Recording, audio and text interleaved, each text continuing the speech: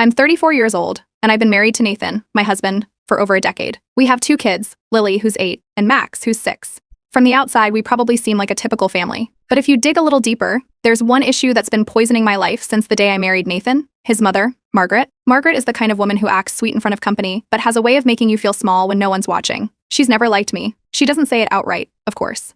Instead, she does it in little ways, comments about my parenting, digs at my career, comparisons to my sister-in-law, Susan. Susan, according to Margaret, is the perfect wife. She stays home with the kids, makes elaborate home-cooked meals, and always looks put together. Meanwhile, I work in tech. My job is demanding, and I'm not home baking cookies or attending every school event. I do my best, but according to Margaret, it's never enough. It started small. Backhanded compliments about how impressive it was that Nathan was handling things so well despite my job. Subtle remarks about how kids need their mothers at home. But over time, she got bolder. She'd make comments in front of the kids, planting doubts in their minds.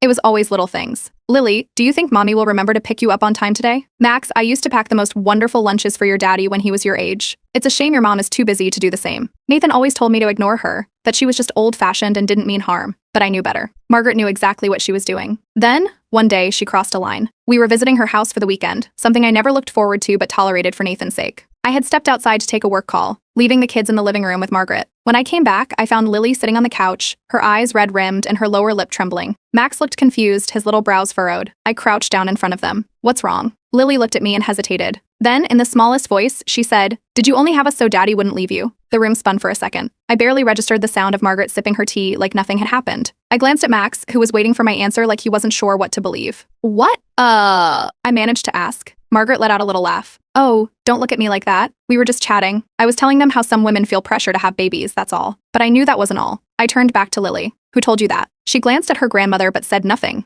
Margaret smiled, like she had done nothing wrong. I stood up. Nathan. My voice was sharp enough that he came into the room immediately. He took one look at my face and then at our daughter, still holding back tears. What happened? Before I could speak, Margaret chimed in. Oh, honestly, stop being so dramatic. I was just having a conversation with the kids. They misunderstood. Nathan looked at her, then at me. I could see the moment he realized something was very, very wrong. What did you say to them? She sighed like she was the one being inconvenienced. I simply said that their mother was always so busy with work that she never seemed like the type who wanted children. That's all. It's the truth, isn't it? The way she said it, so casual, like she hadn't just put a knife in my daughter's heart. I clenched my fists. Nathan's face turned red. That's not a conversation you get to have with our kids. Oh, don't be ridiculous. I'm their grandmother. I'm just being honest. I took a step closer. You don't get to decide what my children believe about me. Margaret rolled her eyes. Well, if you were around more, maybe they wouldn't have to wonder. That was it. I turned to the kids. Go get your bags. Nathan looked at me, then at his mother, then back at me. We're leaving, I said. Margaret scoffed. Oh, don't be silly. I apologized. No, I cut her off. You didn't. Lily and Max rushed to grab their things, and Nathan, for once, didn't try to argue. He looked at his mother like he was seeing her for the first time. Then he turned away. We packed up and left without another word. That night when we got home, I sat in the dark thinking. This wasn't just one comment. It was a pattern. Margaret had been undermining me for years. This was just the first time I had caught her red-handed. I thought about how she'd dismiss everything if I confronted her again. How she'd gaslight us into thinking it was all a misunderstanding. And then I got an idea. I had been browsing online for Christmas gifts earlier that week. One thing that had caught my eye was a customizable dollhouse. It had tiny furniture, little lights, everything a person could want in a perfect miniature home. And suddenly I knew exactly what I needed to do. I had skills. I worked in tech. I knew how to install small, discreet speakers. I knew how to record things. I knew how to play them back on command. Margaret had spent years using words as weapons. Now I was going to make sure she heard every single one of them. Margaret didn't change. Even after we walked out of her house that day, even after Nathan confronted her, she carried on as if nothing had happened. The passive-aggressive remarks didn't stop. If anything, she got smarter about them. Instead of direct attacks, she wrapped them in careful wording, making sure they sounded just vague enough that calling her out would make us look like the unreasonable ones. One afternoon, I overheard her talking to Lily while she was helping her braid her hair. Some mothers just aren't naturally maternal, she murmured, like she was sharing a secret. They struggle to love their kids the way a real mother should. But that doesn't mean it's your fault, sweetheart. You're still such a lovely girl. Another time, she was with Max, watching him build with his toy blocks. You know, when your dad was your age, he was always so careful. So smart. He never needed help with anything. He just knew how to do things better than other kids. She smiled at him, her voice warm, but I saw the way Max's shoulders tensed, how his little fingers clutched the blocks tighter. Whenever Nathan or I confronted her, she played the same game. A tilt of the head, a dramatic sigh. Oh, come on, you really think I would say something so awful? I was just making conversation. You're being too sensitive. And just like that, the conversation would turn, making us look like the ones creating problems. I stopped reacting. Instead, I focused on the plan. Every night after the kids were asleep, I worked in my office, modifying the dollhouse. The speakers were small, hidden in the walls behind the miniature furniture. I programmed them to play recordings at intervals, quiet at first, but gradually getting louder, impossible to ignore. Finding the audio was easier than I expected. Margaret had left a trail over the years. Old voice messages she had sent, nanny cam footage from when she babysat the kids, even fresh recordings I made by casually keeping my phone nearby when she spoke. It was all there, the passive-aggressive remarks, the subtle jabs, the manipulation. I pieced them together, choosing the ones that would expose her the most. The timing had to be perfect. Nathan's brother and his wife, Susan, were hosting Christmas Eve dinner. It was tradition, big gathering, extended family, plenty of witnesses. The dollhouse would be the grand gift for the kids, something they would be excited about, something everyone would pay attention to. Margaret would never suspect a thing. I ran tests for days. I set up the dollhouse in my office and let the speakers play on a loop, making small adjustments to ensure everything worked seamlessly. The recordings would begin softly, almost like a whisper, then repeat, gradually growing clearer. The effect would be undeniable. Meanwhile, Margaret continued as she always did, completely unaware. She even bragged to Susan about how influential she was over the kids, claiming that I was too emotional to handle their upbringing properly. Nathan had been quiet lately, watching, listening. I could see the shift in him. Before, he had always tried to see the best in his mother. But now, every time she opened her mouth around our children, I saw the way his jaw tightened, the way he clenched his hands at his sides. He was seeing her clearly now. Margaret, on the other hand, was smug. She started bringing little gifts for the kids whenever she visited, slipping them small treats and whispering to them about how grandmothers always knew best. She was securing her influence, confident that nothing could shake it. A few days before Christmas Eve, I casually mentioned to her that I was getting a big present for the kids. I didn't say what it was, just that it was something special. She barely hesitated before asking if it was age-appropriate and if I was sure it was a good idea. She never missed an opportunity to imply I didn't know what I was doing as a parent. I smiled and assured her it would be perfect. The final test run went flawlessly. The speakers activated on cue, the recordings played in sequence, and the timing was just right. When the dollhouse was placed in a room full of people, there would be no way for Margaret to deny what came next. Christmas Eve arrived. Nathan and I arrived at his brother's house with the kids, the dollhouse carefully wrapped and waiting in the car. Margaret greeted us with her usual exaggerated warmth, hugging Lily and Max just a little too long, making a point to ignore me until she had no choice but to acknowledge my presence. I smiled at her like nothing was wrong. Dinner was exactly what I expected, Margaret chatting animatedly with Susan, making sly remarks whenever the conversation turned to me, and pretending not to notice when Nathan cut her off. But I didn't react. I waited. After dinner, it was time for presents. The kids tore through their gifts, excited squeals filling the room. Then came the dollhouse. Lily's eyes lit up the second she saw it. Max clapped his hands, already reaching to open it. Margaret beamed. Oh, what a lovely little home. Isn't it wonderful how some mothers show love through gifts when they can't always be present? I kept my expression neutral. The kids settled in front of the dollhouse, playing with the miniature furniture, their tiny hands moving pieces around. The room buzzed with conversation, laughter, the clinking of glasses. Then, the first whisper. Soft. Almost too quiet to notice. Margaret didn't react. No one did. A few seconds passed, and the whisper came again. Clearer this time. Lily paused, glancing up. Another pause. Then the next line. Margaret's own voice, laced with the same condescending sweetness she always used. Some mothers just aren't naturally maternal. They struggle to love their kids the way a real mother should. The chatter in the room dimmed. Susan turned her head slightly, frowning. A few seconds later, another recording played. You know, when your dad was your age, he was always so careful. So smart. He just knew how to do things better than other kids. Margaret stiffened. The whispers continued, growing louder. Snippets of her own words, her own voice, echoing from the tiny house in the middle of the room. Margaret's face went pale. The conversations had stopped now. Everyone was looking at the dollhouse. At her. I didn't say a word. I just watched as realization set in. She wasn't getting out of this one. The room was silent. Margaret's voice echoed through the air, soft at first, like a whisper from nowhere. Mothers like yours always regret having kids. The laughter and conversation around the dinner table faded. A few people glanced around, confused. Nathan's brother frowned and asked if someone left the TV on. Margaret was frozen, her hand hovering over her plate. Lily, still sitting on the floor beside the dollhouse, looked up, her little brows furrowed. Max's fingers curled around one of the tiny furniture pieces inside, holding it too tightly. A few moments passed. The chatter slowly picked up again, though quieter this time. Some assumed they had misheard. Others, like Nathan, were already watching. Then, the second voice played. Clearer, louder. Your mother only had you to keep your father around. The room shifted. Conversations cut off mid-sentence. Forks paused midway to mouths. Margaret's head snapped toward the dollhouse. The voice was unmistakable. It was hers. She blinked rapidly, her lips parting slightly, but no words came out. Her hands, resting on the tablecloth, trembled just enough for me to notice. Susan turned to her husband. Did you hear that? Nathan was already staring at Margaret, his knuckles white against his glass. Margaret forced a breathy laugh, shaking her head. What a strange malfunction. What is this? Some kind of toy with preloaded phrases. She turned to me, her expression carefully controlled. Where did you buy this? I didn't answer. No one else spoke either. The third playback hit harder than the last two. The voice had been recorded only days before, still dripping with that signature fake warmth Margaret used when she wanted to plant seeds of doubt. She barely spends time with you. I bet she wishes she never had kids. Lily's face fell. Her hands dropped to her lap, fingers twisting together as if trying to process what she had just heard. Max turned his head toward me. His little voice broke the silence. Mom? Margaret shot up from her seat, eyes darting around. All right, enough. This is ridiculous. She turned sharply to Nathan. Turn it off. Someone's playing a joke. Nathan didn't move. She turned to his brother next. This is absurd. Some glitch, some sick, another snippet played, cutting her off. You're lucky I'm here to teach you how a real mother should act. Nathan stood. His chair scraped against the floor, the sound sharp in the silence. How many times? His voice was low, steady. Margaret blinked at him, still trying to maintain control. How many times have you said things like this to our kids? His fists were clenched at his sides. How much have you been whispering in their ears behind our backs? Susan exhaled sharply, exchanging a quick glance with her husband. The mood in the room had shifted from confusion to something heavier. Margaret let out a shaky laugh, raising her hands. You're all being ridiculous. It's just some technical issue, or maybe someone is messing with. I cut her off. Everything you just heard? You said it? She turned to me, her carefully constructed mask slipping. The dollhouse didn't make it up. No one tampered with it. Every single thing that played is something you actually said. It's to my kids. Margaret's mouth opened, but nothing came out. The room was thick with tension. Nathan's brother leaned forward, resting his arms on the table. Mom. His voice was quiet but firm.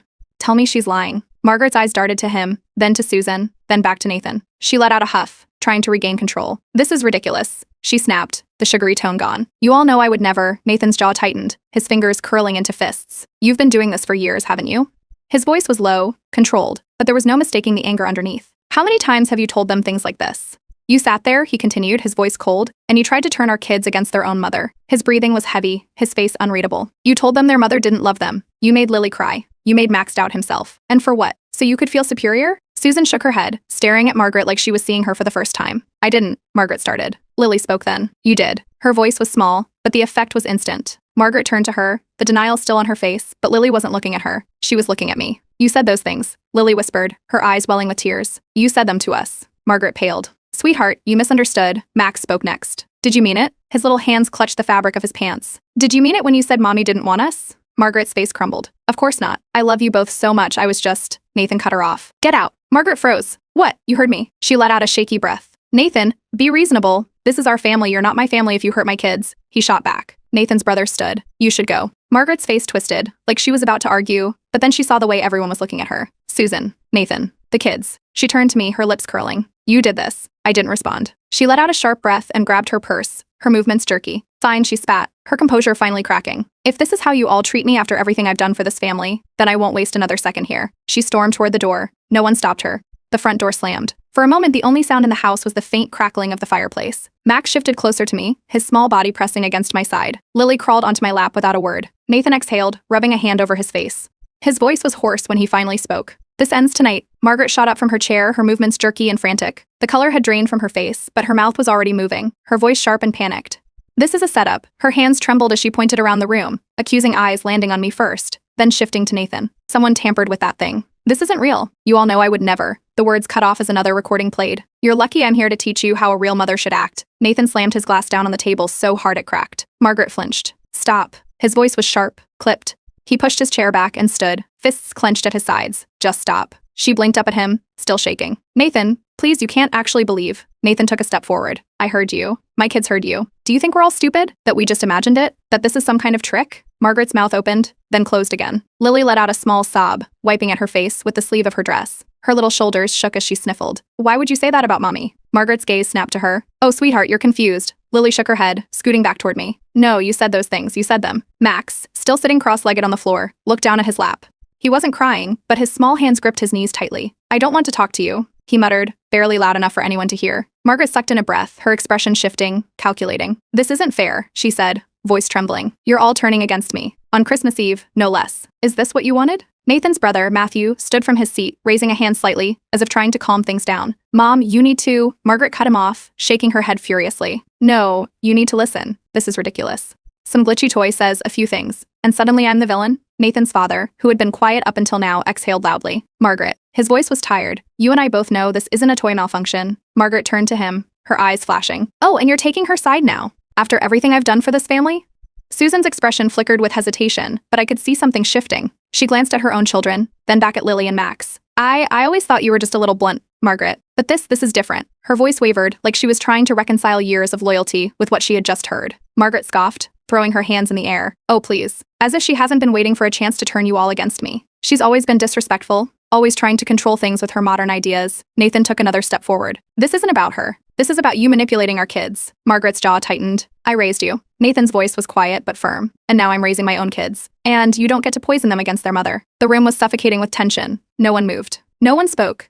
The only sound was the crackling of the fireplace and the occasional sniffle from Lily. Max shifted on the floor, his fingers curling into the hem of his sweater. He looked up at me, then at Nathan. Can we go home now? That was it. I stood, reaching for Lily's hand. Nathan nodded, jaw still clenched, and turned toward the door. Margaret took a shaky breath. Nathan, don't do this. We kept walking. Margaret's voice rose, desperate now. She's brainwashing them against me. One day they'll see the truth. They'll know she's a liar. The front door shut behind us. The cold night air hit like a slap. The kids climbed into the car without another word. For the first few minutes of the drive, no one spoke. The road stretched ahead, dark and quiet, except for the occasional glow of passing streetlights. Then Lily's small voice broke the silence. Do I have to see her again? Nathan gripped the steering wheel tighter. No, he said. Not if you don't want to. Max nodded beside her. I don't want to. I reached back, running a hand gently over Max's hair. Lily leaned into her seat, staring out the window, her face unreadable. Nathan exhaled, his grip finally loosening. I should have done something sooner. His voice was low, almost like he was speaking more to himself than anyone else. I didn't respond. There was nothing to say.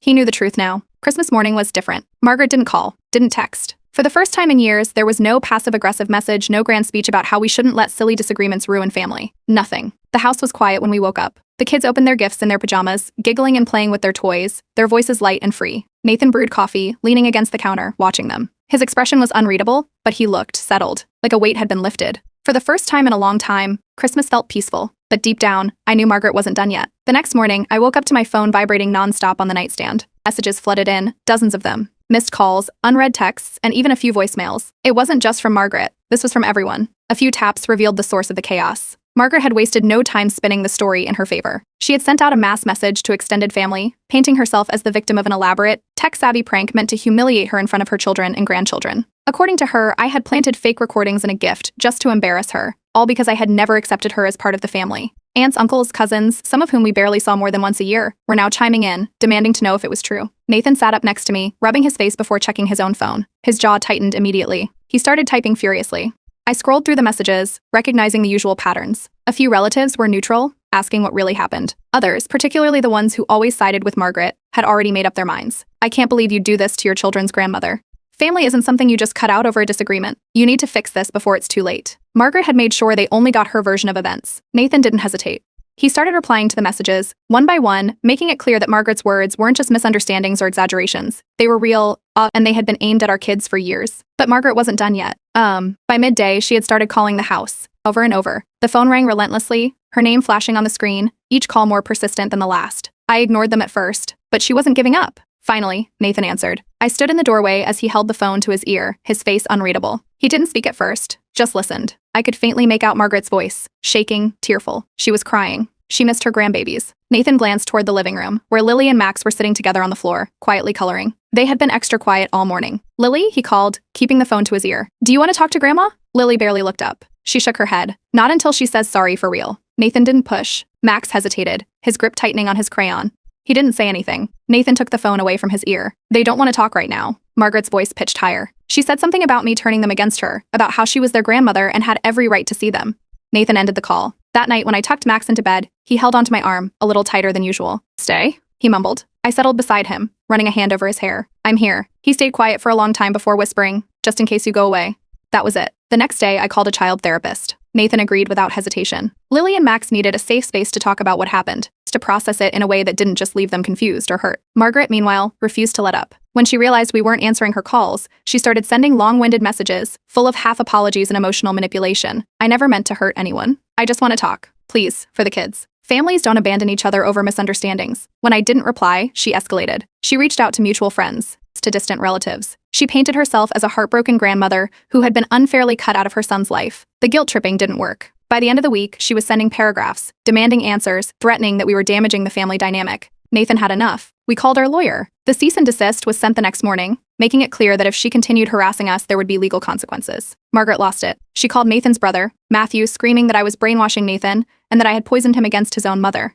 She threatened legal action, claiming she would take us to court for grandparents' rights. That was when Susan reached out. She had been quiet since Christmas Eve, watching everything unfold from the sidelines. At first, she had sided with us. She had seen the truth with her own eyes. But now, after hearing Margaret cry over the phone, she hesitated. She felt bad for her. She's your mother, Nathan. Her words were careful, slow. Are you sure this is the only way? Nathan didn't hesitate. Susan, he said flatly, if someone had said those things to your kids, would you ever let them near them again? Susan didn't answer. Nathan made it clear. Margaret either apologized properly, with no excuses, no gaslighting, no half-hearted misunderstandings, or she stayed out of our lives. Margaret refused. She came to our house. She showed up at our front door, eyes red, voice shaking. She looked at Nathan, then at me. "This isn't over," she said quietly. Then she turned to me, her eyes cold. "You'll regret this." The moment Margaret muttered those last words at our doorstep, Nathan locked the door behind her. No hesitation. No second guessing. Just a sharp click of the deadbolt. We didn't wait. First thing the next morning, we were sitting in a lawyer's office. Margaret had thrown out the words grandparents' rights like a weapon, and we weren't about to ignore the threat. We needed to know exactly where we stood. The lawyer, a sharp-eyed woman who had clearly seen cases like this before, leaned back in her chair after hearing everything. Then she shook her head. "Legally, she has no case." Nathan exhaled. I stayed quiet, waiting for her to explain. She tapped her fingers against the desk. "In this state, a grandparent can only push for visitation rights if they can prove the children are being neglected, or if there was a pre-existing, significant relationship that was suddenly severed. She has neither." The relief was immediate, but I knew better than to let my guard down. "What if she still tries?" I asked. The lawyer shrugged. "Then she wastes your time and money.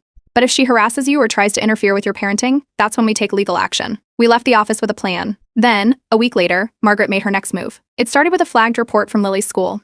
I received an automated email from the school's privacy office, informing me that an unauthorized request for student information had been made by someone identifying as a relative. The email reassured us that no information had been shared, but they wanted to make sure we were aware of the attempt. I called them back immediately. The administrator reassured me that the school had strict privacy policies. No information would ever be given out without parental consent. I thanked them, but my hands were already gripping the phone too tightly. Margaret was trying to go around us. Nathan didn't wait this time. He picked up his phone and sent a single message. "You are not seeing the kids until you apologize properly. No excuses, no deflections." Margaret's response came in the form of a long-winded email. It started with an apology, if you could even call it that. "I'm sorry if anything I said was misunderstood. That was never my intention. I love my grandbabies and I have only ever wanted the best for them." Then came the excuses. "I was simply concerned for their well-being. I thought I was offering wisdom, but clearly it was taken the wrong way. And of course the guilt trip. I don't know how much time I have left. I just want to be a loving grandmother again before it's too late." I didn't respond. Nathan didn't either. The silence must have driven her mad because the next day she escalated. A new email came in, this time carefully worded, but with a clear undertone of manipulation. "I am deeply hurt by this treatment. No grandparent should be separated from their grandchildren like this. I am genuinely worried about them. The tension in the family must be so hard on them. I just hope they're not suffering from all this conflict." Nathan's reply was short. "If you contact their school again or attempt any legal action, we will get a restraining order." 2 days of silence. Then, out of nowhere, a message from a distant cousin. "You might want to know Margaret has been meeting with a lawyer." I stared at my screen, stomach twisting. Nathan saw the message over my shoulder. He didn't say anything at first, just reached for his phone and started making calls. We didn't know for sure if she was going through with it, but we couldn't take chances. By the end of the night, we had everything we needed lined up. Every recorded conversation, every message, every incident. If Margaret wanted a fight, she was about to get one. The official notice arrived weeks later, thick with legal jargon but carrying a clear message. Margaret had actually filed for grandparents' rights. Nathan read it first. He didn't say a word, just passed the papers to me. Our lawyer wasn't surprised. We had warned her this might happen. She scheduled a meeting with us later that week to go over the case. "Your case is strong," she reassured us. "But we need to prepare thoroughly. Even though the law is in your favor, some judges lean toward keeping family ties intact. We need to make sure there is no doubt about why she should be denied." We got to work. Nathan and I spent hours gathering everything we had. The audio recordings from the Dollhouse. The text messages. The emails where Margaret had tried to manipulate us. The voicemails, some laced with barely veiled threats. The school report proving she had tried to go behind our backs for access to Lily. Nathan was livid. The last ounce of patience he had for his mother was gone. He instructed the lawyer to prepare for a restraining order if Margaret continued her harassment. Then he did something he had never done before. He called every family member, still speaking to her, and told them exactly what was happening. The shift was immediate. Margaret still had supporters, people who believed in her carefully curated image. But the moment they heard she was actually taking her own son to court, the tide changed. Some family members, particularly the older ones, stayed out of it. But others, the ones who had been hesitant before, finally saw her for what she was. The messages started rolling in. I had no idea she was going this far. "I can't believe she's doing this to her own grandchildren." I told her this was a bad idea. She wouldn't listen. Margaret must have realized she was losing ground because she tried one last tactic. She wrote a letter. Not to us. Not to Nathan. To the judge. It was carefully worded, dripping with self-pity.